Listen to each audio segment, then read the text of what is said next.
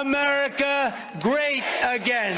Thank you, Arizona. Thank you. Thank you. Thank you.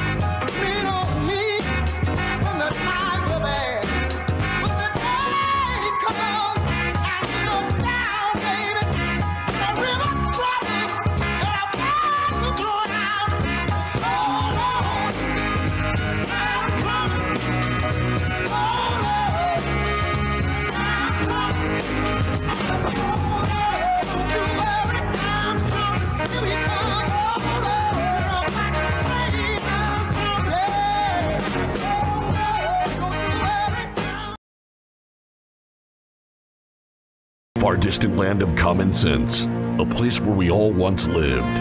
You'll find the Conservative College with Professor Toto. It is here where the foundational principles of our great republic are still taught and true patriots are still educated in the hallowed halls of this school of hope. Just like the iconic puppy from The Wizard of Oz, who found great joy in pulling back the curtain on the lies of the wizard. So does Professor Toto. Grab your seats and welcome to the Conservative College. Class begins now.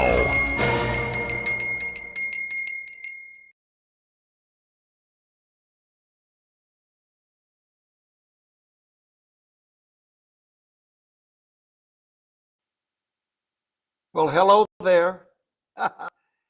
Hi, America. We're going to try tonight using my phone hotspot, and it is not good. So, my apologies in advance. I really wanted to be back home tonight in my studio. So what I might do, hello, America. What I might do is kill the video and just do a podcast tonight without video.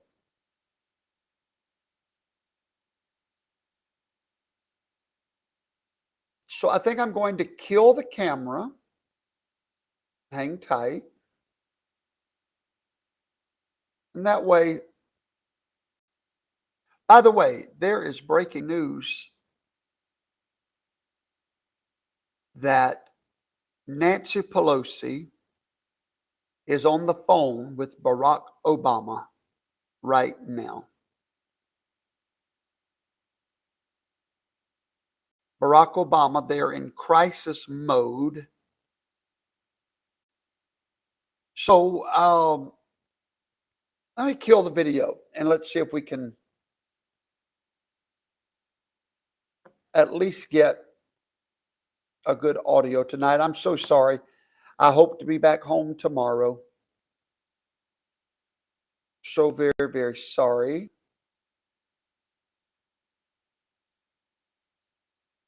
Okay, let's try that. Let's see. So let me just throw a picture up.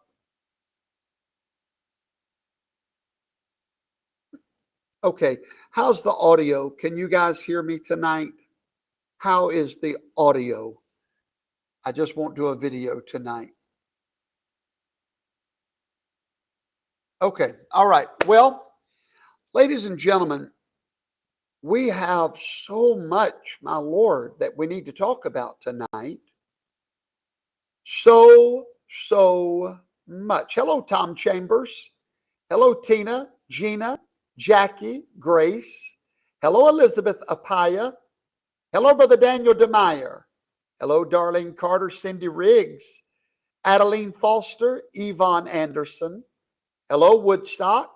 Hello, Mama Dot, Elder Simmons, Patricia Sims, Connie Bedard, Tara Beachtel. Oh, wonderful. Sandra Savanon. Bob Tabor is in class tonight. Hello, Bayou Doan, and hello, Anna Shan from New Jersey. From New Jersey. Let me put a quick note up so everyone understands there's no video tonight for those logging on late. Just an audio podcast. But we'll get a lot of good information out tonight in spite of the lack of video. There we go. Well, ladies and gentlemen, today was supposed to be the day. July the 11th. Does everybody know what July the 11th was supposed to be? Oh, yes, it was supposed to be the big day. Oh, yes, it was. It was supposed to be the big day. Today is the day that Donald Trump, the gallows were already in place, and he was to hang today. You remember that, surely. July the 11th, this is the day when he was supposed to be sentenced, possibly to jail. Oh, the left was so very excited about July the 11th. They kept believing that if July the 11th would just get here, that it would be the end of Donald Trump, that all of a sudden all of America would turn against Donald Trump. But the thing, brothers and sisters, they were not counting on, instead of Donald Trump having to fight for his presidency tonight, oh no, it is Joe Biden having to fight for his. Because the very gallows that Trump was supposed to hang on July the 11th, those very gallows is the ones that seems to be choking the very life out of Joe Biden. It is amazing to watch, is it not? This is the day. Backfired, Cindy Riggs. You're exactly right. Woodstock, you're exactly right. Ladies and gentlemen, you do not curse what Yahweh has blessed. You just can't do it. July the 11th, instead of Donald Trump hanging before the whole world, there was definitely somebody hanging today, and it was not Donald Trump. No, it was not. It was this man. Watch carefully. And now I want to hand it over to the president of Ukraine, who has as much courage as he has determination. Ladies and gentlemen, President Putin. And now I want to hand it over to the president of Ukraine, who has as much courage as he has determination. Ladies and gentlemen, President Putin. And now I want to hand it over to the president of Ukraine, who has as much courage as he has determination. Ladies and gentlemen, President Putin. Ladies and gentlemen, President Putin, and walking up the aisle was President Zelensky. He was so excited to be at NATO. He was so excited to be introduced by Joe Biden. And as he's walking up the aisle, as he's making his grand entrance onto the worldwide stage, it was Joe Biden that made the colossal mistake of calling him President Putin. And the mistakes did not stop there. On July the 11th, before the whole world. I'm following the advice of my commander-in-chief, the chief of staff of the military, as well as the Secretary of Defense and our intelligence people. So before the whole world today, he admits that he is not the commander-in-chief. He is depending on his commander-in-chief. I directed the intelligence community to be a significant amount of intelligence be declassified. Hanging before the whole world on July the 11th, the day that Donald Trump was supposed to be embarrassed in front of the whole world. I wouldn't have picked Vice President Trump to be vice president, but I think she was not qualified to be president. That was at that big boy press conference he had moments ago. I fell asleep watching it, and that's not a joke. I actually did. But here's what he said. He was hanging before the whole world. Listen. I wouldn't have picked Vice President Trump to be. I didn't realize Trump was vice president. Vice president, but I think she was not qualified to be president. So by his own admission, Donald Trump is qualified to be president. I think we ought to listen to him tell the whole world one more time that Donald Trump is qualified to be president. I wouldn't have picked Vice President Trump to be vice president, but I think she was not qualified to be president.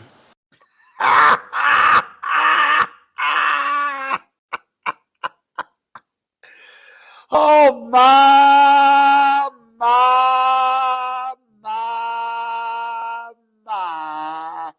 Isn't that amazing? Wow. Just wow. Oh, wow. So July the 11th has come and gone. Donald Trump is stronger than he's ever been before. Now, ladies and gentlemen, yesterday the media tried to spin Joe Biden's NATO speech.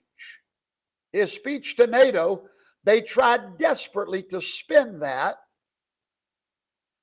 His opening address to NATO, which he did get through that speech. Anytime he has a teleprompter, he does okay. So they thought that this was their moment for the great comeback story of Biden to begin. But hold your horses. Oh, they were so excited. They were so very excited. Ladies, there is breaking news that Nancy Pelosi is on the phone with Barack Obama.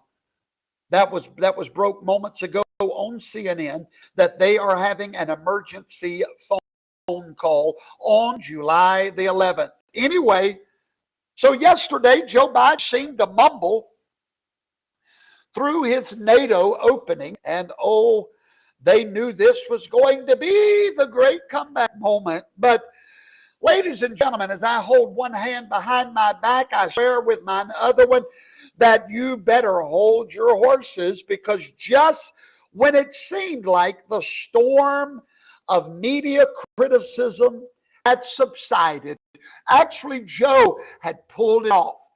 And all of a sudden, Biden's prospects were back on the rise. The tide came crashing back in this morning.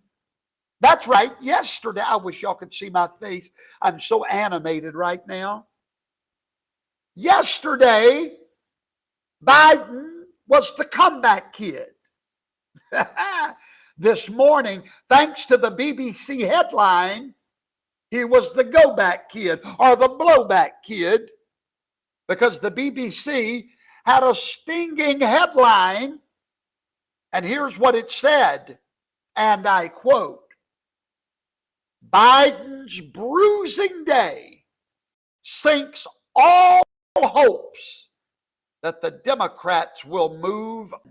Now, that was what BBC said this morning. And then the real drama began. Yesterday, the real drama began with a man with a name like Clooney, George Clooney. You know, Rosemary's nephew. And I do like Rosemary Clooney. George, she can't help. She's kin to George. But ladies and gentlemen, right when Joe Obama was the comeback kid after that darling little NATO speech, here comes the headlines with George Clooney dealing a significant blow to Biden's political standing. Now, let me explain why. Let me explain why. It's important that you understand why. I tell you what I'm going to try to do. I'm going to try to turn the camera back on. If the audio gets bad, I'll turn the camera back off. I'll watch your comments. The audio is much more important than the video. The audio is much more important than the video. All right, so the video is back on. If the audio goes bad, let me know and I'll kill the camera. I'm working on a hotspot tonight, okay? I'm going to explain to you why the George Clooney deal is bad. I'm talking about real bad. Hello, Lancaster, Texas, Cynthia Brown. Okay, Ramon Val Crisell, good evening, Ramon. Are we still okay, everybody? I know it's probably blurry. Now, let me show you what I have to deal with. Let me show you guys what I have to deal with so y'all can feel sorry for me. I want to show you what I have to deal with. All right? Hang tight. That way you'll know why sometimes I don't know whether to come on or not.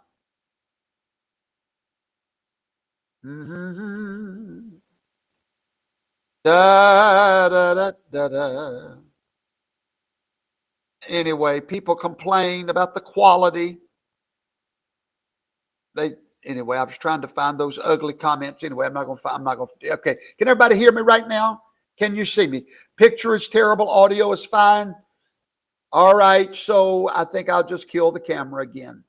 That way people don't gripe about the quality. Okay. There we go. All right. George Clooney. Let's rewind, everybody. Let's rewind the tape just a little bit. Oh, somebody said the picture was good. Oh, well. Okay. All right. All right. Well, we'll try it with the picture. If anybody gripes, though, if anybody gets on Rumble talking about how dare you put out such a bad quality, then you know, people, you just cannot make people happy no matter what you do. But anyway, there we go. We're going to try it and see how it goes. All right. I want to talk to you about George Clooney. You need to understand what's really going on here. Let's rewind the tape just a little bit. 3 weeks ago, how many of you remember that big fundraiser? You know, the one where Obama takes Joe Obama by the hand, leads him off the stage. Y'all remember that fundraiser? Well, that fundraiser was put on by George Clooney. George Clooney put on that fundraiser, okay, where a lot of money was raised. And that's where he was helping him off the stage. They raised a mountain of cash for Joe Biden. Now, George Clooney has been a top Hollywood Democrat for most all of his career. Well, yesterday he decided to drop a bombshell calling for Joe Biden to step down. Now, he hammered home his point by confirming that the Joe that showed up at his fundraiser was the same Joe on the debate stage that night.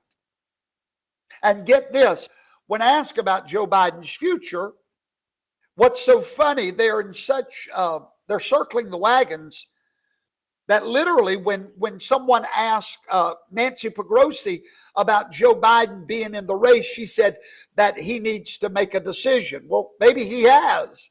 That's how messed up these people are. They're circling the wagons that bad. ABC is reporting that the money has completely dried up for Joe Biden, and rightfully so.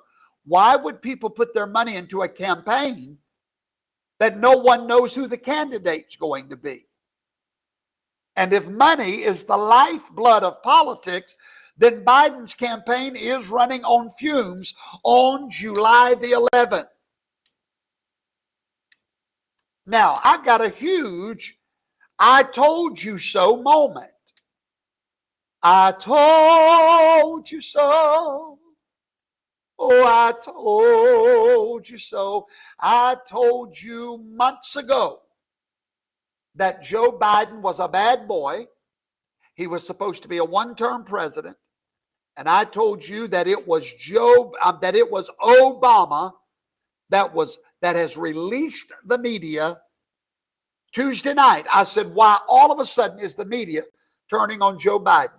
It's because Obama has let the dogs out. That is the title of tonight's class. Who let the dogs out? And if you'll look at the graphic of tonight's class, if you look at it real close, you'll see all of the politicians being released out of their horse stalls, headed to the races. And I titled it, Who Let the Dogs Out? Run, Joe. They're coming for you. Boy, with friends like that, who needs enemies? Well, here's the I told you so. Now, for those of you that might be political newbies, I want to give you a little background before I give you the big I told you so. You may not know that George Clooney was actually being groomed by the same people that groomed Barack Obama for the purposes of replacing Barack Obama one day with George Clooney. George Clooney was going to be the white Barack Obama, and he was going to be president.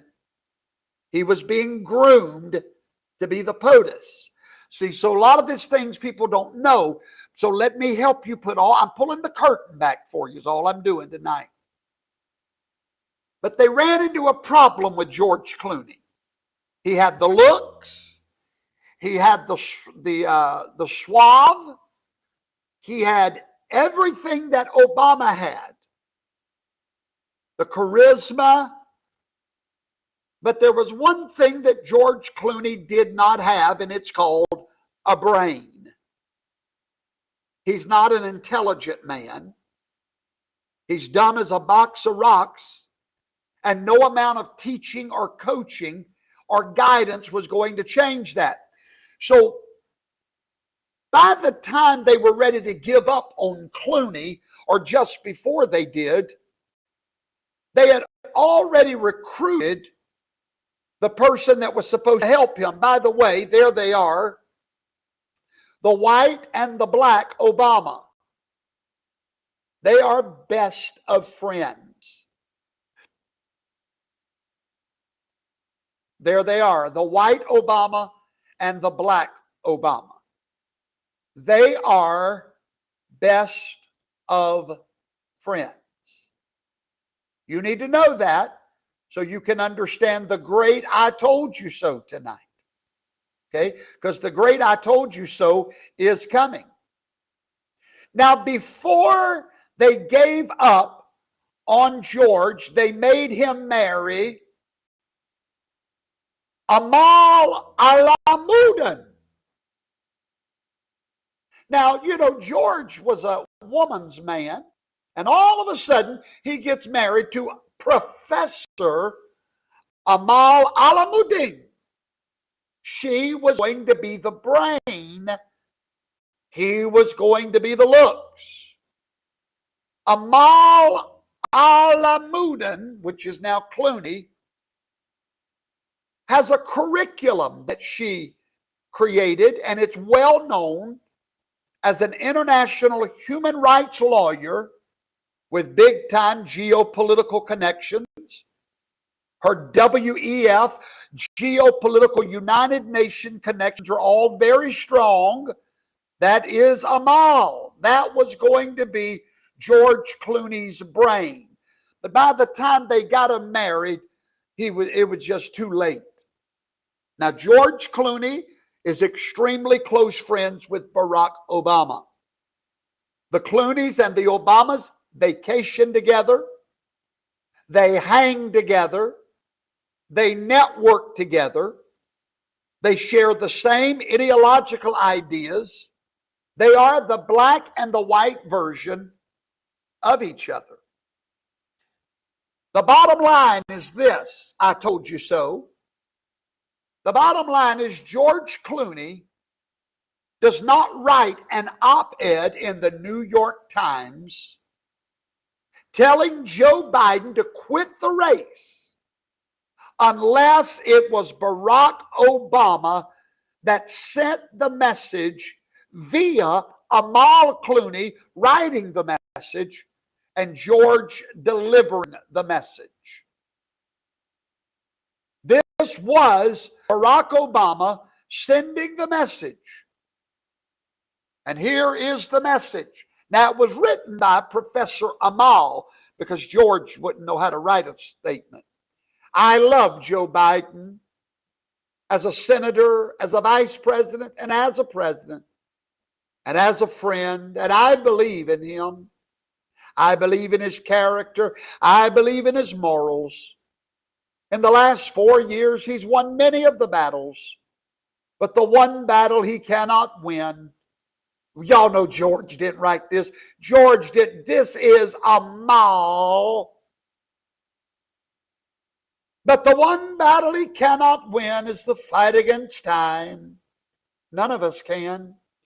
It's devastating. But the Joe Biden I was with 3 weeks ago at the fundraiser was not the big deal Biden of 2010. He wasn't even the Joe Biden of 2020. He was the same man we all witnessed at the debate.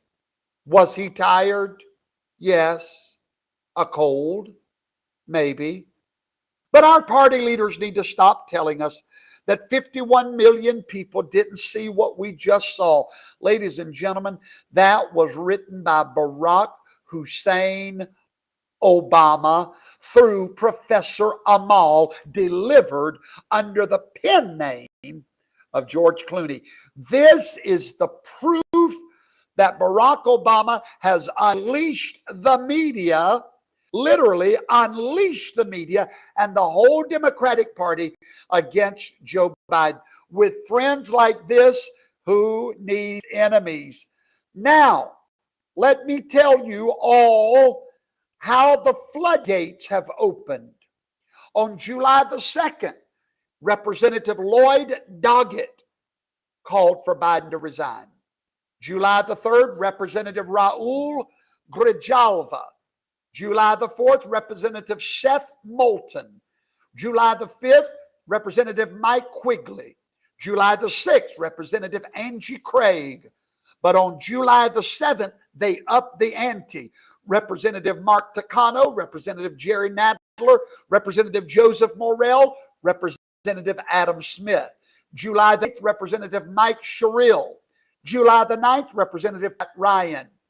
July the 10th, Representative Earl Blumenauer, Senator Peter Welch, New York Governor Antonio Delgado. Do you not see the floodgate?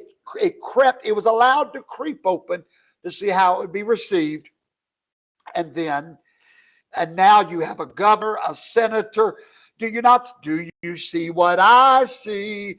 And on July the 11th, today, Representative Jim Himes of Connecticut, Representative Greg Stanton of Arizona, Representative Ed Case of Hawaii, Representative Brad Schneider, Illinois, Representative Hillary Shelton, Michigan. So far, ladies and gentlemen, that is 19 Democrats, 1 governor, and 1 senator, all obeying Barack Obama's orders to open these floodgates. CNN, Fox News, they're all taking their orders from him. And now, all of a sudden, I'm going to prove to you that Obama has opened the floodgates. All of a sudden, suddenly, the newscaster himself, Chuck Todd, claims that a cabinet member told him 2 years ago that Biden was not able to run for president. Now, here is our question. Our question is this. Professor Toto wants to know, Chuck Todd, why, as a journalist, did you fail America and not report this 2 years ago? Who told you to sit on that story?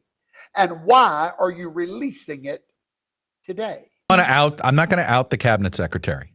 Right. But I had a cabinet secretary 2 years ago. Right. Okay. 2 years ago.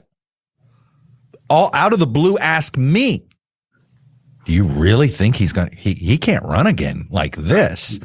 And I said, well, you have more interaction with him than I do. And they said, I don't have a lot of interaction with him.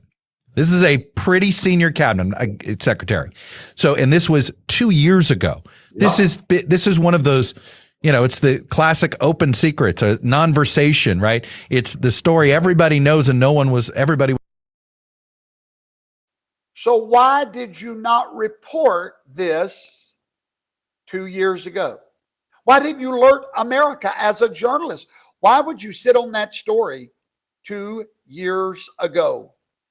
Who let the dogs out? That is the question tonight. Who let the dogs out?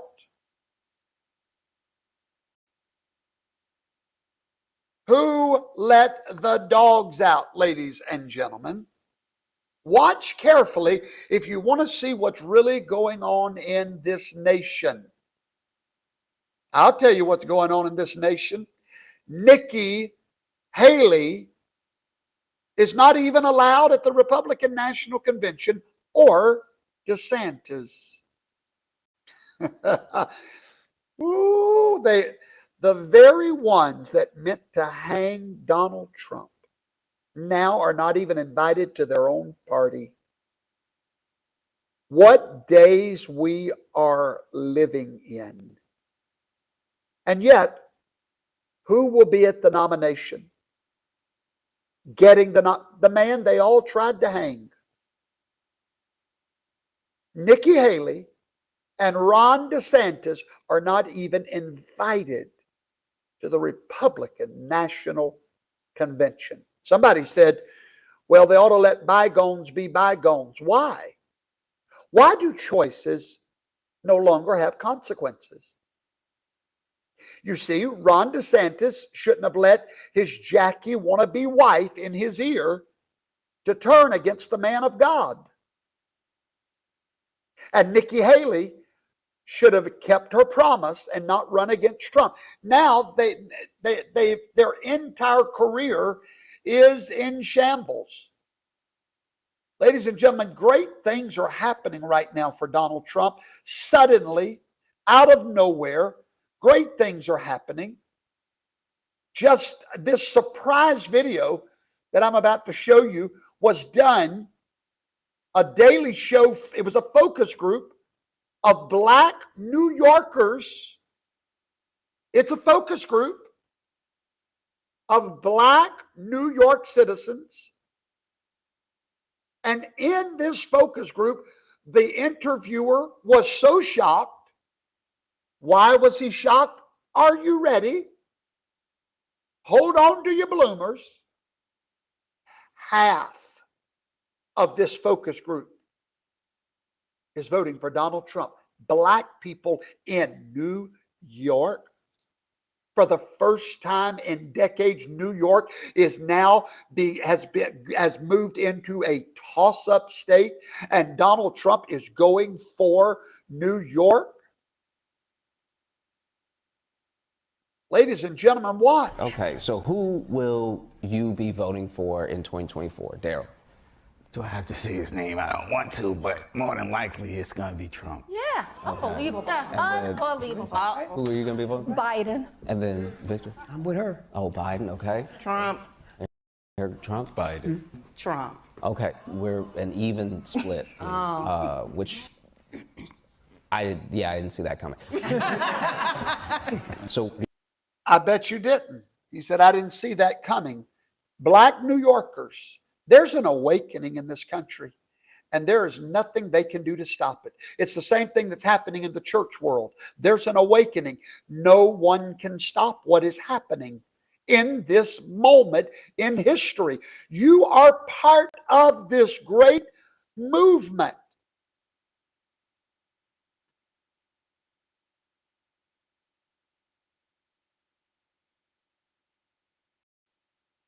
Now, let's talk about an October surprise. We're getting close to October. We're not that far away. As a matter of fact, I pray that every one of you are registered for the great Toto event, October the 2nd through the 6th, Lake Gunnersville, Alabama, the Feast of Tabernacles. If you're not registered, go register now, free of charge, and make your plans to meet me and hundreds of others just like you on the beautiful state park of Lake Gunnersville, Alabama. It will be the greatest week of your year. You can register now at registerfortabernacles.com. Register for FOR tabernacles with an S on the end.com. Go register. I want to meet you there because October is going to be a popping month. Could there be an October surprise coming? There may very well be, and here's why I believe there will be. Because now you have a total civil war happening in the Democratic Party. You have another group of Democrats that are all standing up for Joe Biden. You know, people like John Fetterman, Alexandria Ocasio-Cortez, and the squad, and then Maxine Waters. The reason they're standing up for Joe is because they figured out already that if the party's going to start imposing minimum mental health requirements, the jig is up for all of them. But yet you've got Obama, Schumer, Pelosi that desperately want Joe to quit. So what do we have rising in the Democratic Party? We have a civil war. And they have the votes, ladies and gentlemen, if they wanted to at the Democratic Convention to change the rules and free up Joe Obama's delegates. They've got the votes to change the rules. Just like we're changing our platform and rules are being changed. They're going to do that for their convention. But they want to do this delicately. They don't want a big scene or a huge mess in Chicago. But I promise you, Jill, Dr. Jill, and the rest of the Team Biden grifters, they're not leaving without a fight or an enormous payoff. And I assume that George Soros and Reid Hoffman have already been told that they may be about to buy some Hunter Biden masterpiece art collection to get rid of Joe. But you see, the DNC has an important rules meeting coming up on July the 19th. Watch that date, everybody. Watch the date of July the 19th. Why? That is a rules meeting for the DNC. Now, this may be the date of the end of Joe Biden, July the 19th. See, they were all looking forward to July the 11th, but I'm looking forward to July the 19th. Why? Because that may be the drop dead date for Joe to leave the race without a fuss. But if he does not leave by July the 19th, Will Pegrosi, she's on the phone now with Barack Obama, according to CNN, Will Pegrosi and the other big shots have the temerity to go public in the fight to push Biden out. Today's Dems may very well do that. Ladies and gentlemen, we may very well see a big collapse after Labor Day when everything goes south as Joe Biden continues to deteriorate. So watch that July 19th date. Let's see if any rules get changed concerning delegates. Now, if that doesn't work, one has to wonder about the 25th Amendment. What could happen, it could go down just like this. Kamala and the cabinet would have drinks one evening at the White House. Now, Obama would have to approve of it. They call Uncle Joe to come downstairs into the library after his bedtime for a little interview. They need to talk to him. And sadly, they inform the raving maniac that he is no longer the president.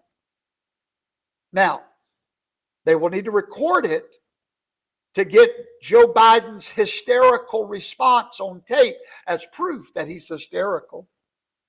And make sure that Jill and a few cabinet officers like Blinken understand that if they don't agree to this, this tape will go public. In this hysterical meeting where they tried to save him, but he could not be saved. And here's the tape to prove it. Listen to the way he's acting. We had no choice. Could it happen? Anything in this world now can happen. I want to talk to you real quick about the madness that's happening in America. And I want to explain this madness to you. If you don't understand what's going on in America, you need to. And I'm closing with these words tonight. You make a great mistake when you see what's happening right now as a war between the left and the right. That war ended years ago. That ship sailed a long time ago. We no longer have a right and a left in this country. All we have left is a right and a wrong. Because the problem we are dealing with in America today, it's not political or ideological. What we are in right now is a religious war. Now, I want to explain something to all of my patriot friends. You are not fighting a political or an ideological war. We are in the modern version of a religious war. One of the most passionate wars in the world is a religious war. Why is that? Religious wars are not fought over territory. They're not fought over wealth. They're not fought over buildings. Religious wars are fought over passionately held beliefs. And brothers and sisters, that's where we are.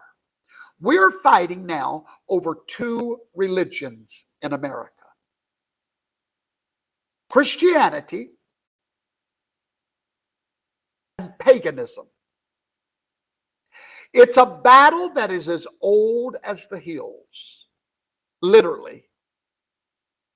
If you want to see where this battle began, you can go back to where Cain killed Abel. You can go back to the Tower of Babel, and you will see a religion created way back there called the religion of humanism or paganism. Paganism is humanism. And in those days, you had two groups of people. You had Noah and his righteous seed line that held on to the truth of a creator God. And that God created every human being in his image. And that each one of those human beings had the potential to be like God. That every one of those people were equal. That they were all created with that same God-like spark within them. That's Noah and his seed line. The Babylonians, the Tower of Babel, humanism believed that life was a jungle and that certain people were born better than other people because they were born of maybe a better breed or a better bloodline. Maybe they were born of the aristocracy. They were born of some were destroyers, some were meant to be destroyed. Some were in the jungle as a lion, some was as a lamb. There was hierarchy in every person that's born. They were born into their lot, into their place in life, and that's where you stayed. That was your lot in life. And they believed, paganism believed, that there was no God that was in charge. There was no ultimate lawgiver, but rather there was many gods, fallen angels, and that we, or human beings rather, had to obey none of those higher laws. Well, ladies and gentlemen, that war is the same war we're fighting today. Now, many people think that America is a secular nation with the separation of church and state, the free exercise of religion. But what we are and where we find ourselves is that America, unlike any other nation, was founded on religious claims. We were founded as believing in religious claims. Unlike other nations, many other nations were won with the sword and they were built for kings and kingdoms. But America was founded and built on a religious belief. And that is what separates America from the nations of the world. Now, Abraham Lincoln made a speech at Gettysburg. 77 years ago, our fathers brought forth on this continent a new nation, conceived in liberty and dedicated to the proposition. Now, hang tight. America, according to Lincoln, was founded and dedicated to one proposition or one mindset or one way of thinking. And what is the proposition that America was dedicated to? That all men are created. That is a religious claim. That is the proposition that founded America. That all men are created by a creator. And that when they were created, they were all created equal. That there was no hierarchy. There was no haves and have-nots. Every American would be born free and equal. They would have the freedom to fall or the freedom to rise, the freedom to make mistakes and the freedom to correct those mistakes. They would be born with an equal chance to go out, get a college degree, build a home. Every man would be born equal. According to Lincoln, America was dedicated to that idea, that mindset. And it was that idea, beloved, that separated us from Europe, from whence we came. Certain people were born in better stations than other people. Some people needed to know their place when speaking to other humans, but not so in America. Why? Because we believe that every human was born with as much God-like potential as the next human.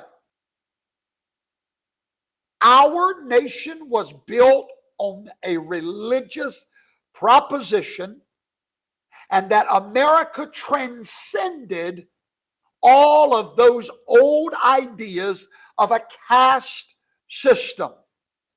Anyone that believed in that idea, that we were created by God with a higher purpose, anyone that believed in that proposition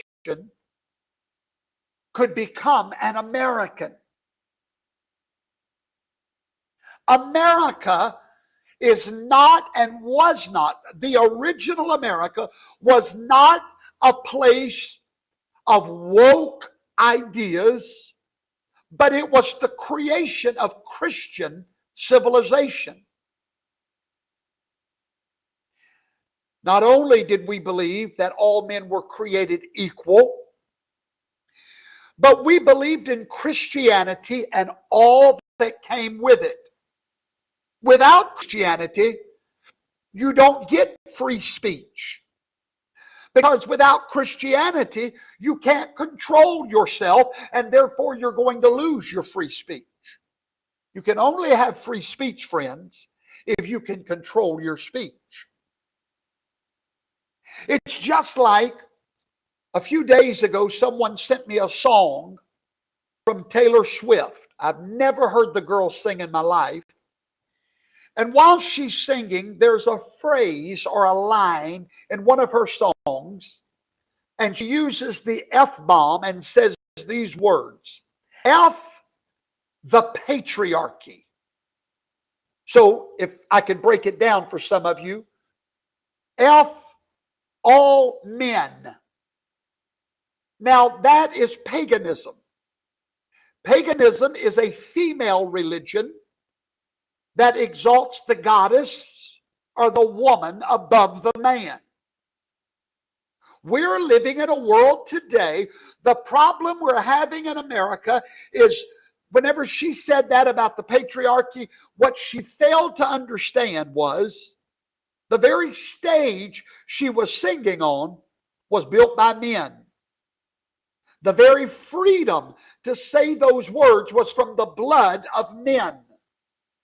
But we are now in a world of Christianity and the teachings of Christianity, that wives should honor their husbands, that men were the head of the church and the head of the home. We are in a war, beloved.